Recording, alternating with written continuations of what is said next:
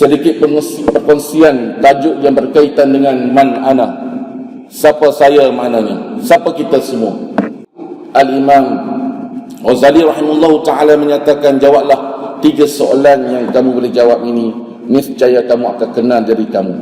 Maka soalan yang pertama, min aina ji'na, daripada mana kita datang. Walimaza ji'na, kenapa kita didatangkan oleh Allah Subhanahu wa ta'ala. Wa ila ainal masir, ke mana kesudahan kita, pengakhiran kita nak ke mana. Maka ketiga soalan ini mungkin kita jawab dengan mudah.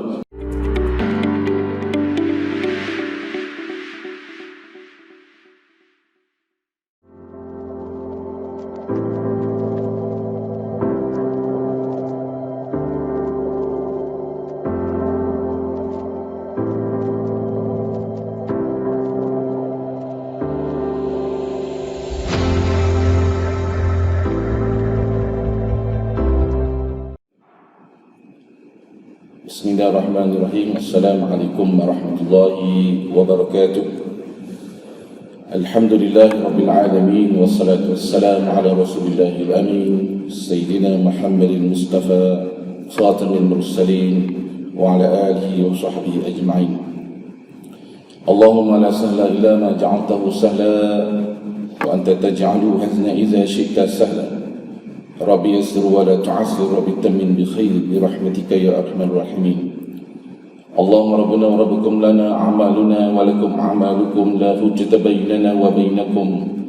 Allahumma yajma' bainana wa ilayhi al-masir. Rifa'tu bi ghadabika bi la ilaha illallah wastayalabtu bi ridaka bi la ilaha illallah wastayqadatu 'awaiji minka bi la ilaha illallah. Summa amma ba'du. Yang dikasihi tuan iman, seluruh ahli jantan kuasa Masjid Salahuddin, muslimin muslimat, hadirin hadirat yang dikasihi oleh Allah Subhanahu wa ta'ala.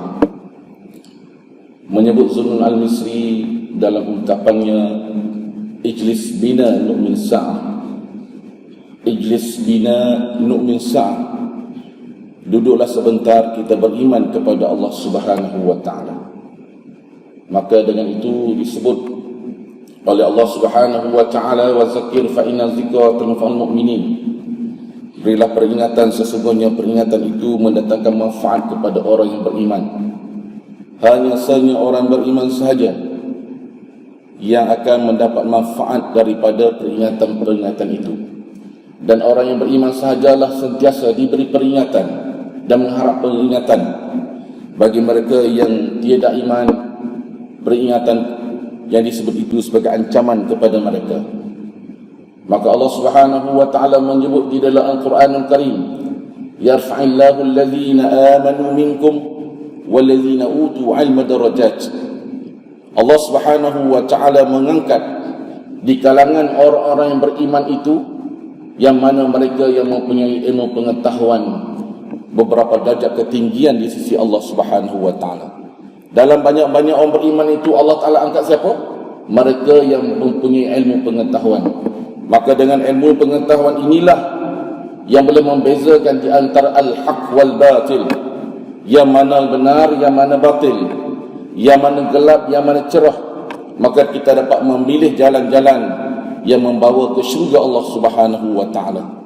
Maka pagi yang mulia ini, sedikit perkongsian tajuk yang berkaitan dengan man ana. Siapa saya maknanya? Siapa kita semua? Maka tajuk ini dapat kita muhasabah diri untuk meletakkan kita ini sebenar-benar siapa yang dimaksudkan dan siapa saya di sisi Allah Subhanahu wa ta'ala.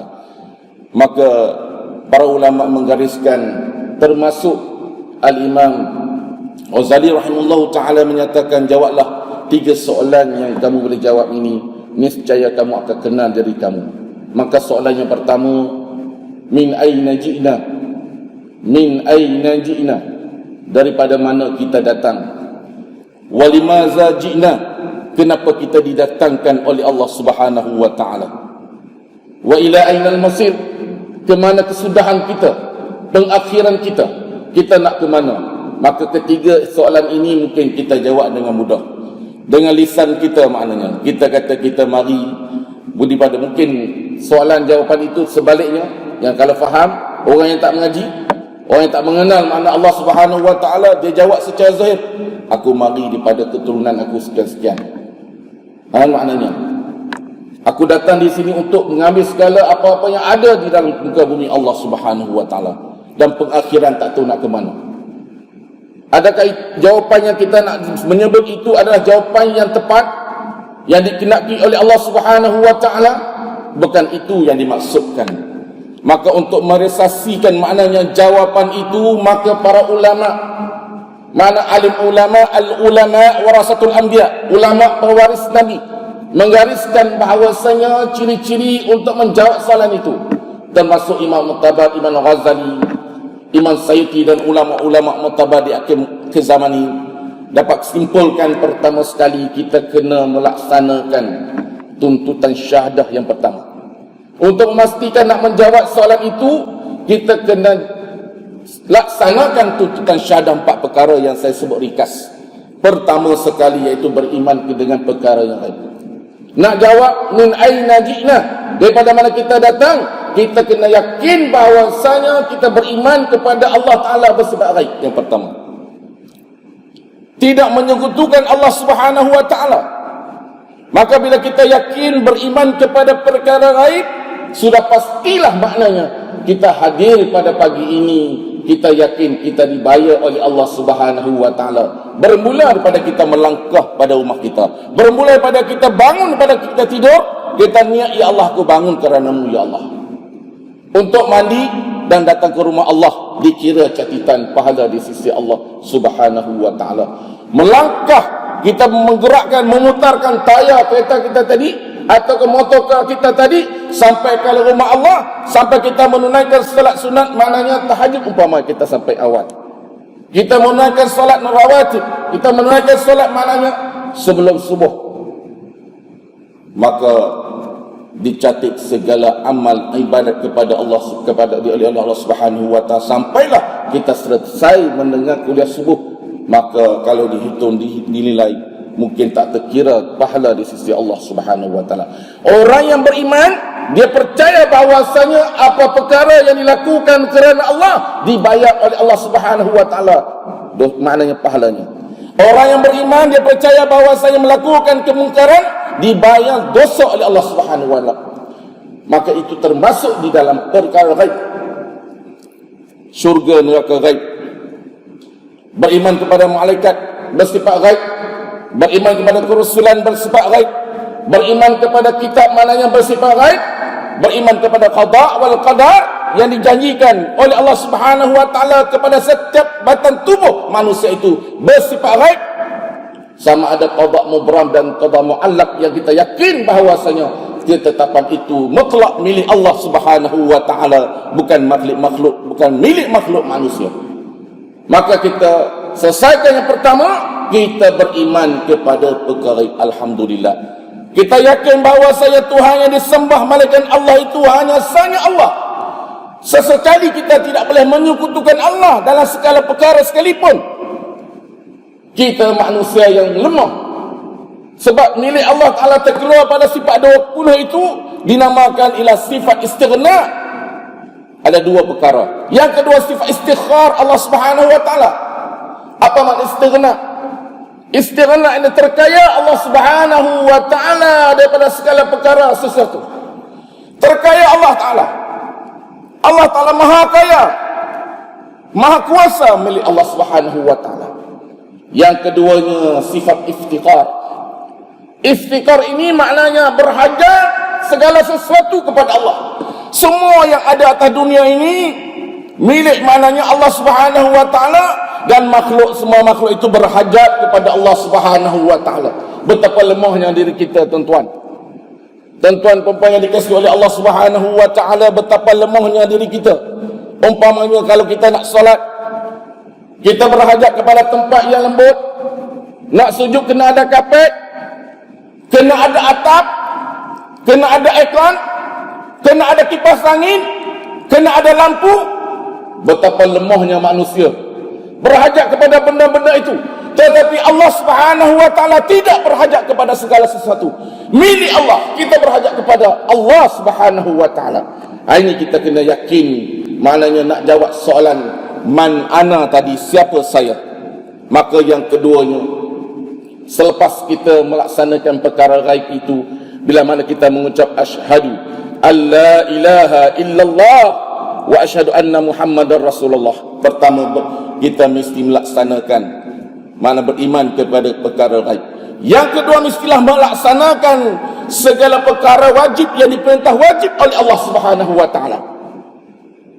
Kita muhasabah pada pagi ini, adakah kita melaksanakan sepenuhnya perintah wajib yang diperintahkan oleh Allah Subhanahu wa taala yang bersifat syariat? Umpamanya kalau kita sebut syariat itu, dia mengandungi ada 4 perkara penting, iaitu yang berkaitan dengan ibadat, yang berkaitan maknanya munakahat, yang berkaitan dengan maknanya jinayat, yang berkaitan dengan muamalat. 4 perkara ini, adakah kita benar-benar maknanya menepati syariat yang diwahyukan oleh Allah Subhanahu wa taala, yang diturunkan kepada Sayyidina Muhammad Mustafa sallallahu alaihi wasallam? Adakah kita hanya belajar dalam hal ibadat? Kita mengenafikan, kita tak tahu bahawasanya konteks syariat yang perlu kita laksanakan dalam kehidupan kita yang wajib itu. Ada perkara yang ketiga lagi yang berkaitan dengan muamalat, yang berkaitan dengan jual beli kita, urusan-urusan keduniaan kita, bisnes kita. Adakah menepati syariat Allah Subhanahu wa taala? Yang ketiganya berkaitan dengan hal yang baik, berkaitan dengan kekeluargaan, yang berkaitan dengan munakahat, nikah kahwin, hak-hak suami, hak-hak isteri, hak penjagaan anak-anak, pembentukan manusia daripada sebelum maknanya dia wujud, selepas sampai dia wujud, sampailah maknanya dia lahir di atas muka bumi, sampailah dia pergi menghadap Allah Subhanahu wa taala. Dinamakan marhalah qablal wiladah, sebelum lahir, ba'dal wiladah, selepas lahir. Itu dinamakan marhalah walad. Lalu maknanya masuk alam yang keduanya, marhalah syabab, pembentukan syabab. Yang ketiganya dinamakan marhalah syuyukh ataupun syuyukhah, dinamakan marhalah yang ketiganya marhalah orang tua. Maka kita semua ni duduk peringkat marhalah orang tua. Ini pembentukan maknanya, mana pembentukan kemanusiaan yang perlu kita faham bahawasanya adakah hak-hak dalam makna membina kekeluargaan itu menepati syariat Allah Subhanahu wa taala ataupun tidak. Seterusnya yang keempat, yang berkaitan dengan jinayat. Konsep jinayat yang kita faham perundangan Allah Subhanahu wa taala, ada di sana dinamakan hukum ta'zir yang kita laksanakan dalam negara kita ini, dalam 14 buah negara kita, negeri kita, dinamakan hukum ta'zir. Ta'zir ini iaitu keputusan yang diberikan kepada hakim untuk melaksanakan hukum-hukum syariat Allah Subhanahu wa taala, tidak terbatas, tidak terikat dengan mahkamah, tidak terikat dengan pemerintah, tidak terikat dengan seseorang. Keselamatan hukuman itu diberikan kepada seluas-luasnya, berpandukan maknanya ilmu yang Allah Ta'ala berikan kepadanya berkaitan dengan ilmu 4 mazhab. Maka keluarannya tak termasuk hukum hudud, hukum maknanya had, diat dan qisas. Itu beza tentuan yang dikasih oleh Allah Subhanahu wa taala. Jadi hukum ta'zir ini daripada benda-benda yang sekecil-kecil sampailah sebesar-besarnya. Maka kita belum lagi kita melaksanakan hukumul hudud, hukumul had, diat, qisas yang kita harapkan untuk kesejahteraan kehidupan manusia yang ada dalam dunia, khususnya dalam negara kita, muslimin muslimat yang dikasihi oleh Allah Subhanahu wa taala. Maka kita faham, adakah dalam konteks maknanya melaksanakan tuntutan syahadah itu kita selesai ataupun tidak lagi? Maka kadang-kadang hukum-hukum itu terletak kepada pemerintah. Jadi yang tugasan mereka itu nak melaksanakan apa-apa yang digariskan oleh Allah Subhanahu wa taala. Itu yang kedua. Yang ketiganya, tuntutan syahadah yang ketiganya iaitu kita mestilah menjadi pelopor al-amru bil ma'ruf wa nahyu 'anil munkar. Maka setiap mana badan tubuh kita ini, diri kita ini mestilah menjadi pelopor, pemula, orang yang bertanggungjawab atas dasar al-amru bil ma'ruf wa nahyu 'anil munkar. Kuntum khairu ummatin ukhrijat linnas ta'muruna bil ma'ruf wa tanhauna 'anil munkar. Itu tegas Allah Subhanahu wa taala. Kena ada di kalangan kamu satu ummatun disebut oleh Ibnu Katsir makna ummatun ay jama'atun. Satu kumpulan manusia. Kalau tak ada mualif satu orang, kena ada kumpulan manusia. Tugas mereka ya'muruna bil ma'ruf wa tanhauna 'anil munkar. Menyuruh manusia melakukan kebaikan dan mencegah manusia melakukan kejahatan. Tapi akhir zaman ini ramai manusia, ramai kita boleh, maknanya sungguh buat baik. Baik kat masjid ni buat baik, mana-mana termasuk saya, termasuk ustaz-ustaz yang lain, guru-guru lain, termasuk individu, semua kita ni kita boleh cerita yang baik. Kita banyak kita boleh cerita yang baik. Dan kita muhasabah diri berapa ramai manusia yang boleh mencegah kemungkaran. Balance tak? Check and balance. Suruh baik, cegah kemungkaran. Dia kena seia, sekata, seirama, senada maknanya. Kena sama-sama. Bukan duk suruh yang baik, cegah tak buat. Berapa ramai manusia makna melakukan kejahatan, kemaksiatan. Pada hari ini dibiarkan mereka melakukan kejahatan. Tidak ada penguatkuasaan, tidak boleh melaksanakan penguatkuasaan. Ada undang-undang, tidak boleh melaksanakan undang-undang. Mungkin di sana ada unsur-unsur mana ketegasan, unsur-unsur tanggungjawab. Maka sebab itu pagi ini kita mengharapkan tanggungjawab kita bermula pada saya.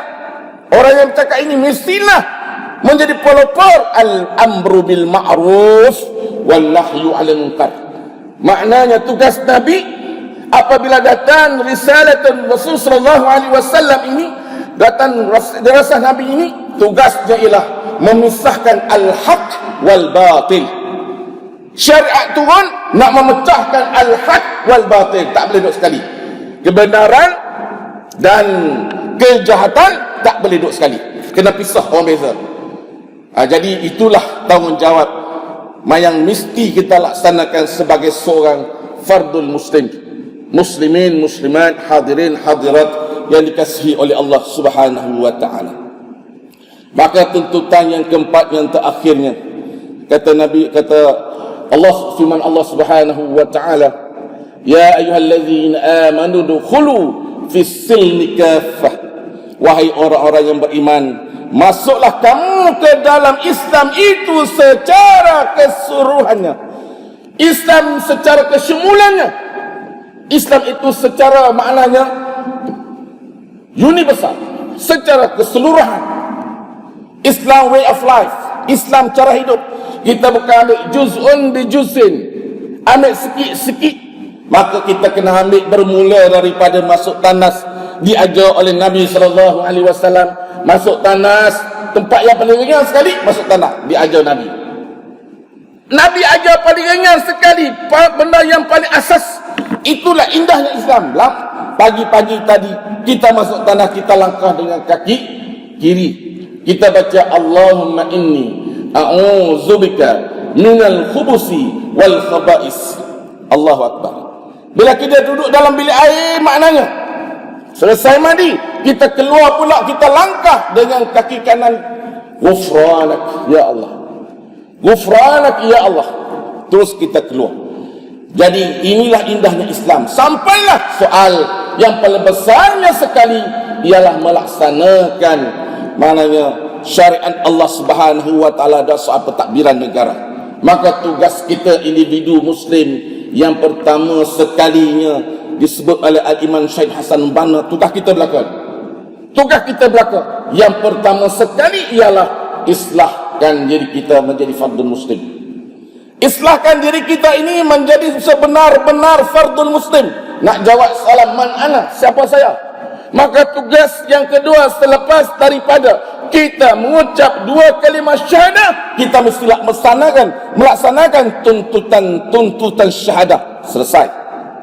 Yang kedua sekali, yang keduanya, Kita kena jadikan diri kita ini sebagai seorang yang disebut menepati ciri-ciri fardul muslim. Ciri-ciri fardul muslim ini, tuan-tuan yang dikasihi oleh Allah Subhanahu wa taala, bermula dengan akidah. Salimun akidah. Sejahtera akidah kita. Jadi tadi pun akidah, awal-awal tadi pun akidah, yang ni pun akidah. Tidak boleh sesekali syirik kepada Allah Subhanahu wa taala.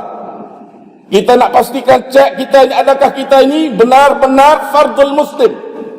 Fardul muslim ini ialah fardun, maknanya ialah seorang individu muslim. Sebab itu ramai orang tak meluk Islam. Kita merdeka lebih 60 tahun.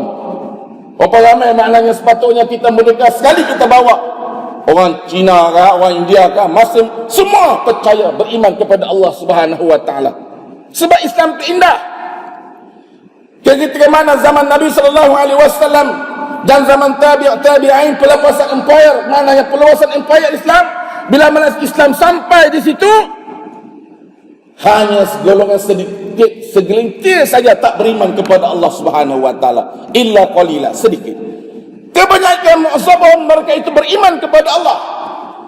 Kawasan itu beriman kepada Allah, meninggalkan perkara syirik, meninggalkan perkara-perkara yang dilarang oleh Allah Subhanahu wa taala. Ini muhasabah diri. Mungkin kesilapan kita bermula pada diri kita. Kita tidak menampakkan keindahan Islam itu kepada orang lain. Orang lain tak berminat. Maknanya orang ghair mukmin yang tak beriman itu tidak berminat dengan Islam itu. Mungkin Islam itu maknanya bagi dia tak ada apa nilai. Maka tugas dan tanggungjawab kita kena jelaskan kepada mad'u yang berada di hadapan sana, Islam itu indah. Al-Islam ya'lu wa la yu'la alaih. Islam itu tinggi. Tidak ada agama lain yang paling tinggi daripada agama Allah Subhanahu wa ta'ala. Inna hadhihi ummatukum ummatan wahidah wa ana rabbukum fa'budun. Inilah umat yang ditinggalkan oleh Nabi sallallahu alaihi wasallam, umat Islam ini umat yang satu. Maka akulah, kata Allah, yang kamu sembah, yang kamu sujud kepada Allah Subhanahu wa taala. Kembali kepada yang pertama tadi ialah salimun akidah, sejahtera akidah, jelas. Yang keduanya, tuan-tuan yang dikasihi oleh Allah Subhanahu wa taala, yang keduanya dinamakan sahihul ibadah. Salimun akidah yang pertama, yang keduanya sahihul ibadah. Ibadah kita kena sempurna. Kita nak jawab soalan tadi, man ana, siapa saya ni? Maka kita jawab yang keduanya, bahawasanya sembahyang aku, puasa aku, zakat aku, menunaikan haji ke Mekah, semuanya kerana Allah Subhanahu wa taala, menepati wahyu yang diturunkan oleh Allah Subhanahu wa taala. Turun secara munajjaman, secara beransur-ansur, itu wahyu Allah taala. Tuan-tuan yang dikasihi oleh Allah Subhanahu wa taala sekalian, kita faham dan kita hadam bila kita sebut maknanya. Hal yang berkaitan ibadat, kita jangan nampak solat semata-mata. Maka Ibnu Arabi kata, bermula ibadat itu bermula dengan niat. Maka Nabi sallallahu alaihi wasallam bersabda, innamal a'malu binniyat wa innama likulli imri'in ma nawa, faman kana hijratuhu ila Allah wa rasulih fa hijratuhu ila Allah wa rasulih, wa man kanat hijratuhu lidunya yusibuha aw imra'atin yamki'uha fa hijratuhu ila ma hajara ilaih, atau kama qala sallallahu alaihi wasallam. Ini dia tuan-tuan, perempuan yang dikasihi oleh Allah Subhanahu wa taala, bermula mabdaiyatun, satu perkara dengan niat. Nak berubah daripada benda harus, asal harus, bertukar jadi niat. Umpamanya minum air, minum air tu harus, tapi kerana kita minum bismillahirrahmanirrahim, bertukar menjadi ibadat kepada Allah Subhanahu wa taala. Jadi maknanya kita faham bahawa kita nak menyebut, Ibn Arabi kata, kita nak menjadikan seluruh kehidupan 24 jam kita itu ibadat macam mana? Bermula daripada bangun tidur. Bangun tidur tadi tu, ya Allah, aku bangun pagi ini kerana-Mu ya Allah. Aku nak menunaikan tanggungjawab kepadamu ya Allah. Niatnya tu Ibn Arabi sebut. Kemudian sampailah tidur. Sampai tidur balik, dia sebut, ya Allah, aku tidur kerana-Mu ya Allah. Maka dalam tempoh 24 jam itu kerana Allah, semuanya dikira ibadat. Selagi mana kita melakukan ibadat perkara-perkara yang diharuskan oleh Allah dan tidak melakukan perkara dosa dan syirik kepada Allah Subhanahu wa taala. Maka tuan-tuan yang dikasihi oleh Allah Subhanahu wa taala, maka itu dinamakan solat khususiyah.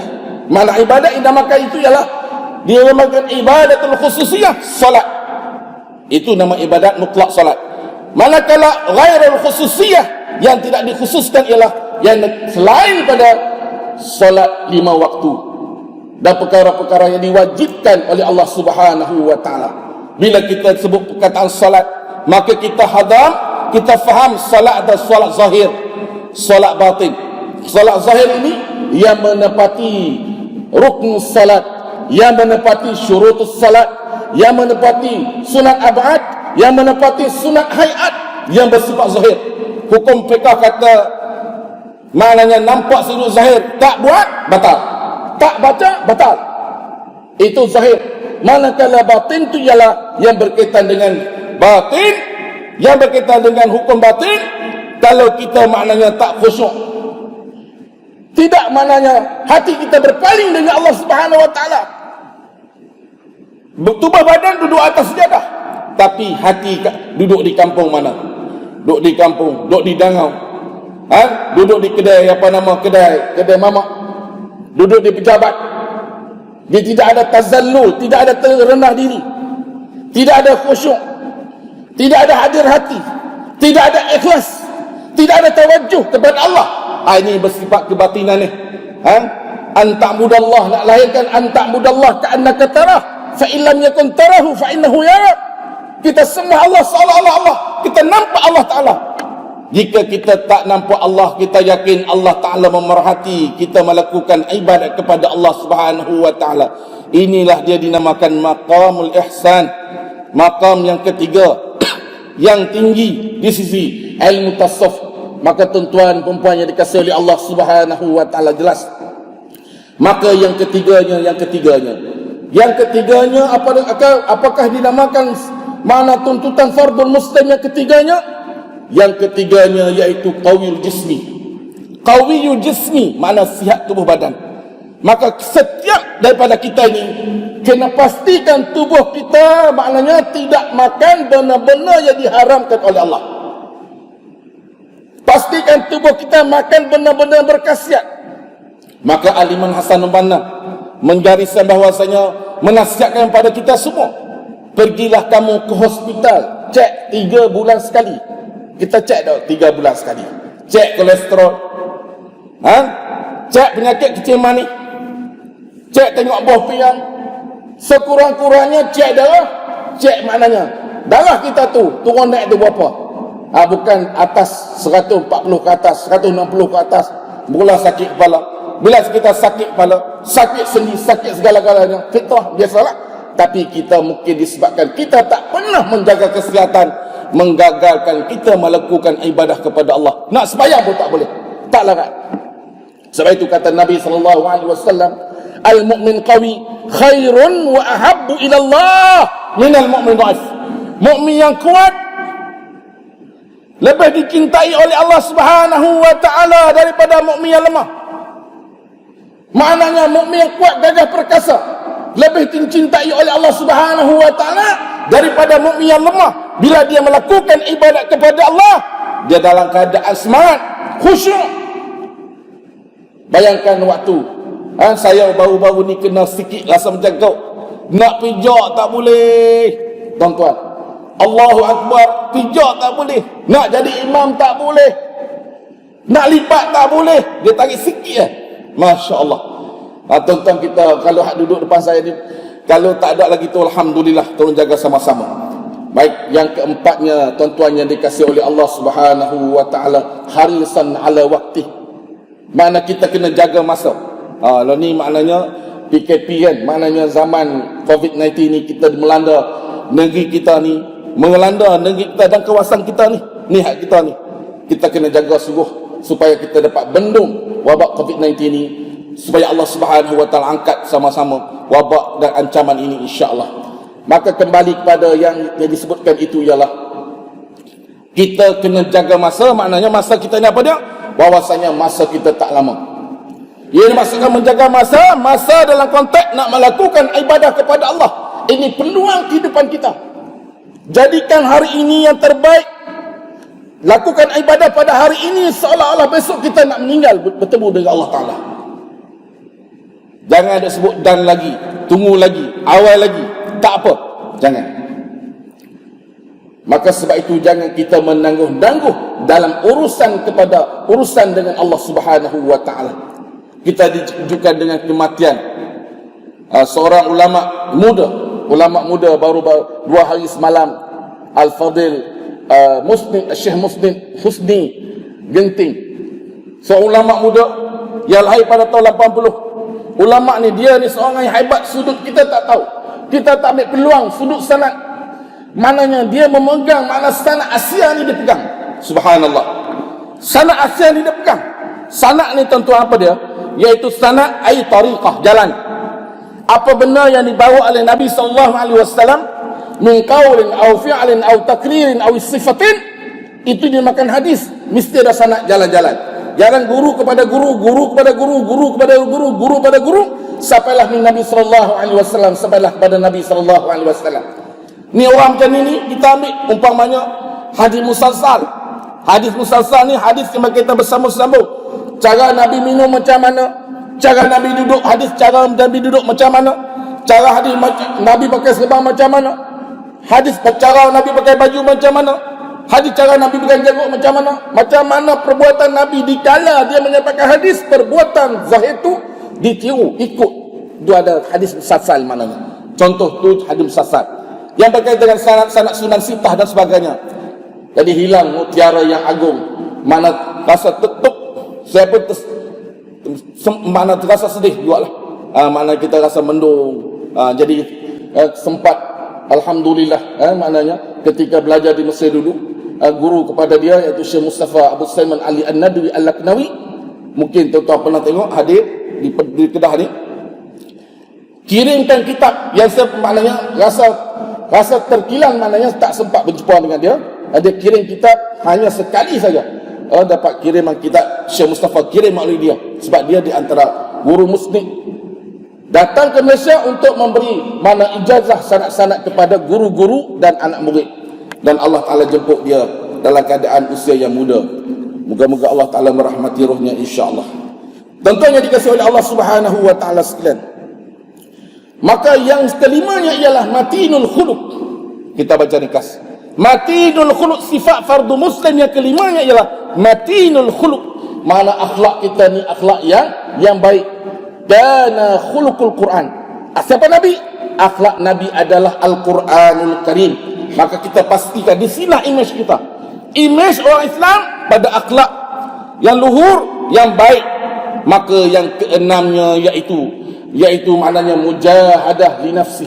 Mujahadatan li nafsi. Mana kita mampu melawan hawa nafsu. Sifat yang kelima, sifat yang keenam. Maknanya kita mampu melawan hawa nafsu. Tuan-tuan yang dikasihi oleh Allah Subhanahu wa Ta'ala, ancaman yang paling besar dalam kehidupan kita harian kita itu apa dia? Nak lawan hawa nafsu. Nak bangun subuh. Ni alhamdulillah semua dah berjaya ni. Dapat mahkota ni. Kalau kita nampak maknanya start kepala kita ni ada mahkota yang dijanjikan oleh Allah Subhanahu wa Ta'ala, yang kita akan pakaikan satu hari nanti di syurga Allah insya-Allah. Alhamdulillah kita dah berjaya maknanya melawan hawa nafsu. Hawa nafsu akan bercakap dan berkata-kata jangan, penat, jangan buat ibadat, jangan baca Quran, penat baca Quran, penat maknanya melakukan ibadat, penat maknanya menghalang. Maka tidak ada cara lain, kita kena laksanakan rukun mujahadah. Apa rukun mujahadah? Yang pertamanya waman uzlatun, yang pertama uzlah. Uzlah mana asingkan diri daripada manusia yang lain. Tak berkawan dengan orang yang kaki-kaki merapu, kita asingkan diri. Lalu kita diam. Mana diam tu apa dia? Kita diam, kita tak bercakap perkara-perkara yang dilarang. Wa man kana yu'minu billahi wal yawmil akhir falyakul khairan aw liyasmut. Barang siapa yang beriman kepada Allah dan hari kiamat, hendaklah yang berkata perkara-perkara yang baik, ataupun dia diam. Makna diam tu tidak mengeluarkan kata-kata yang boleh membawa saudara-saudara kita ini sakit hati. Nanti pada hari ini apa dia? WhatsApp. Duk saya saja orang post, kita komen. Kita tak muhasabah, kita tak tabayun, kita tak cek. Walaupun sahabat kita, walaupun jiran kita, kita terus terima maklumat bulat-bulat. Kalau jiran kita pergi tanya dia, betul ke daripada kata hang macam ni? Dak, Masya Allah, ana tengok dalam WhatsApp ni, nasib baik aku tak post. Dia kata, kalau aku post habislah aku. Satu Malaysia. Ingat, fitnah ini berada di hujung jari kita. Kalau kita nak forward, kita nak passing WhatsApp maklumat yang berkaitan dengan kehidupan kita, politik dan sebagainya, cek betul dia. Adakah unsur fitnah ataupun tidak? Boleh merosakkan ikhwah-ukhwah, boleh merosakkan manusia, merosakkan maknanya jaringan manusia tadi. Jadi makna ini ancaman dalam kehidupan kita itu, maka kita kena jaga sungguh-sungguh. Maka tentuannya dikasih oleh Allah Subhanahu wa taala, lebih baik kita duduk diam. Kita duduk diam, kita maknanya melakukan ibadah kepada Allah. Yang kedua, qiyamul lail. Qumil laila illa qalila. Makna bangun malam, solat tahajud. Kalau boleh, maknanya jangan tinggal walaupun 2 rakaat solat tahajud. Sebaik-baiknya 4 rakaat mana solat tahajud. Dan sembahyang sebelum subuh. Mana subuh maknanya tu imam, maknanya sembahyang. Kita sembahyang berjemaah solat subuh, sembahyang sunat qabla subuh 2 rakaat. Jangan tinggal, azam. Ya Allah, aku tak mau tinggal, ya Allah. Solat tahajud, solat 2 rakaat sebelum subuh, jangan tinggal, kita azam. Mana? Di samping kita datang di sini solat sunat solat tahiyatul masjid, atau kita nak tambah solat sunat hajat, nak tambah solat sunat maknanya tahajud, hajat dan sebagainya. Maka yang paling asasnya solat sunat taubah, tahajud, dan solat sunat sebelum kita melakukan solat wajib subuh ataupun solat sunat qabliyah. Tentu yang dikasihi oleh Allah Subhanahu wa taala. Itu yang maknanya rukun yang ketiga, iaitu kita bangun malam. Yang keempatnya iaitu rukun mujahadah, yang keempatnya siyamun fi dahri. Siyamun fi dahri, macam mana kita nak kekang, kita nak lepaskan nafsu kita tadi, kita lenyekkan nafsu kita kena puasa. Mana siyamun fi dahri, puasa pada siang hari. Kalau boleh kita puasa Isnin dan Khamis. Kita belajar puasa Isnin Khamis. Isnin Khamis sebaik-baik puasa, Nabi kata, iaitu puasa Nabi Allah Daud alaihissalam. Apa dia puasa Nabi Allah Daud alaihissalam? Puasa hari ini, besok kita buka. Kemudian kita puasa balik, besok kita buka. Macam itulah sampailah mana kita bertemu dengan Allah Subhanahu wa taala. Ini kaedah nak kekang nafsu, hawa nafsu kita. Maka yang keenamnya iaitu musaqqaful fiqh. Musaqqaful fiqh. Siapa yang dimaksudkan dengan maknanya sifat foto muslim itu? Apa ciri-ciri yang keenamnya? Musaqqaful fiqh, iaitu luas pengetahuan. Maka yang ketiganya, maknanya apa yang disebut oleh Dr. Abdul Qadir Zaidan, saqafah, terbahagi kepada 3. Pertama, saqafatul dini, pengetahuan agama. Maka pagi ini kita mani termasuk saqafatul dini, termasuk pengetahuan agama. Bila sebut agama tu yang berkaitan dengan ilmu alat. Apa dia ilmu alat? Alat yang nak membawa kita kepada syurga Allah Subhanahu wa taala. Sama ada dia ustaz, sama ada dia engineer, sama ada dia arkitek, sama ada dia usahawan, sama ada orang politik, sama ada orang yang bawa kapal terbang, orang naik ke langit. Maka dia kena mengaji ilmu alat ni. Sebab apa? Setiap amalan dia akan membawa ke syurga Allah ataupun tidak, melayakkan dia ke syurga Allah ataupun tidak. Inilah dinamakan ilmu alat. Maka Syekh Daud Al-Fatani menyatakan ilmu alat tu ada 3. Apakah ilmu alat? Pertamanya ialah ilmu usulul aqidah, yang dinamakan ilmu tauhid, wajib ngaji. Yang kedua, usulul syariah, yang dinamakan ilmu syariat, iaitu ilmu fiqh. Yang ketiganya ilmu usulul tasawuf, iaitu ilmu yang berkaitan dengan tasawuf. Ketiga-tiga ini dinamakan ilmu alat. Setiap individu muslim wajib ngaji. Kalau kita nak pergi ke laut sebagai seorang nelayan, kita nak bawa apa nama ni, kita nak ambil ikan banyak-banyak, maka kita kena ada alat pukat. Kita kena ada alat yang besar-besar. Kapal besar, kalau niat nak ambil ikan besar, kena kapal besar. Kalau kita niat nak pergi ke laut, kita tak bawa mancing, kita tak bawa pukat, kita tak bawa apa, sampan pun kapal yang kecil tak, dan sampai ke muka air tu ombak main terlipat tenggelam kita.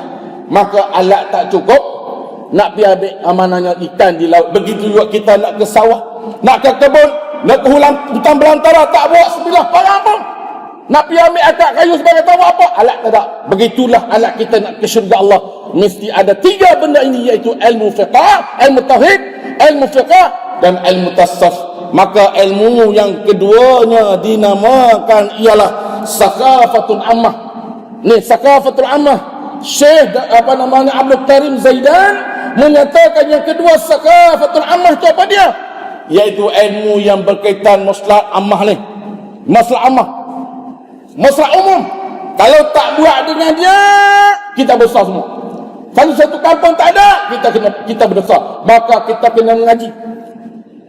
Kita kena ambil ilmu tu. Ilmu yang berkaitan dengan kedoktoran, kepakaran, ilmu yang berkaitan dengan bisnes, ilmu berkaitan dengan perniagaan, ilmu yang berkaitan dengan IT, teknologi maklumat. Orang lain canggih manggih, maknanya hebat, kita tak ada maklumat tu, tak boleh.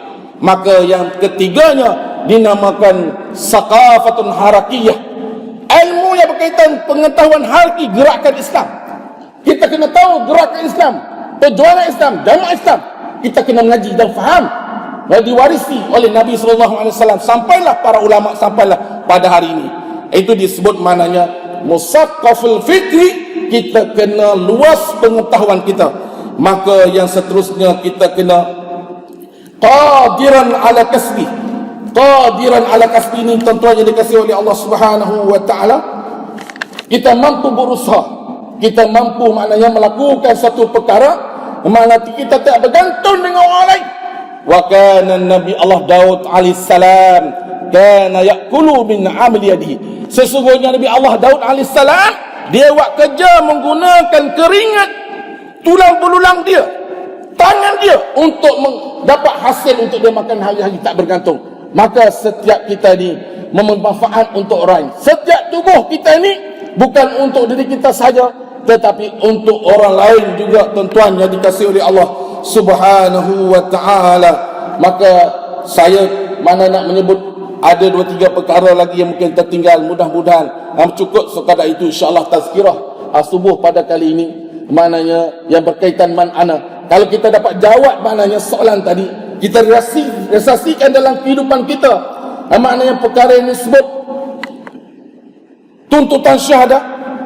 Yang kedua yang berkaitan dengan apa yang disebut kita melaksanakan tuntutan fardu muslim, khas kita dapat jawab.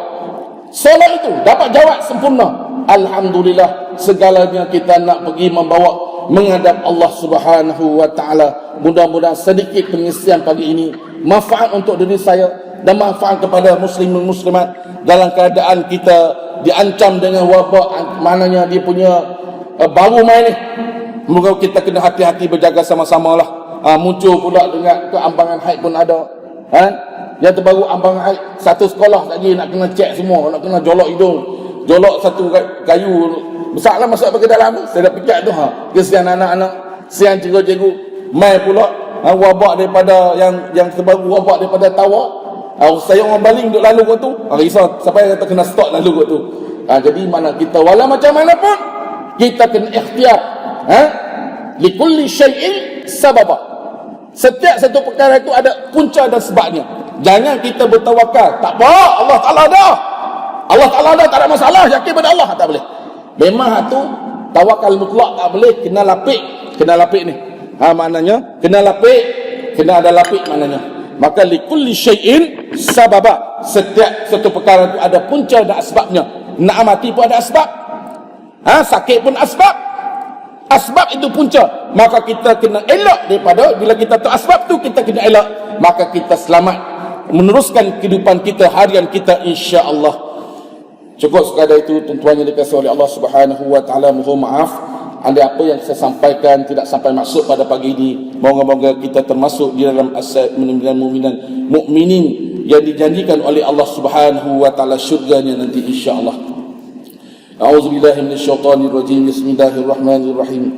Alhamdulillahi rabbil alamin wassalatu wassalamu ala rasulillahil amin wa ala alihi wa sahbihi ajma'in. Allahumma inna nas'aluka ridhaka wal jannah ونعوذ بك من سخطك والنار. اللهم إنك عفو كريم حليم تحب العفو فاعف عنا برحمتك يا أرحم الراحمين. اللهم إنك تعلم أن هذه القلوب قد اجتمعت على محبتك والتقت على طاعتك وتوحدت على دعوتك وتعاهدت على نصرة شريعتك فبارك اللهم رابطتها ودودها وحدها ثبلها وملاها بنورك الذي لا يخبو واشرح صدورها بفيض الإيمان بك وجميل التوكل عليك وأحيا بمعرفتك وعمدها على الشهادة في سبيلك إنك نعم مولى ونعم المصير. اللهم آمين. اللهم صل وسلم وبارك على سيدنا محمد بعدد أنواع الرزق والفتوحات يا باسط الذي يبسط رزقا لمن يشاء بغير حساب ابسط علينا رزقا واسعا من كل جهة ومن خزائن بغيبك بغير محض فضلك وكرمك بغير حساب.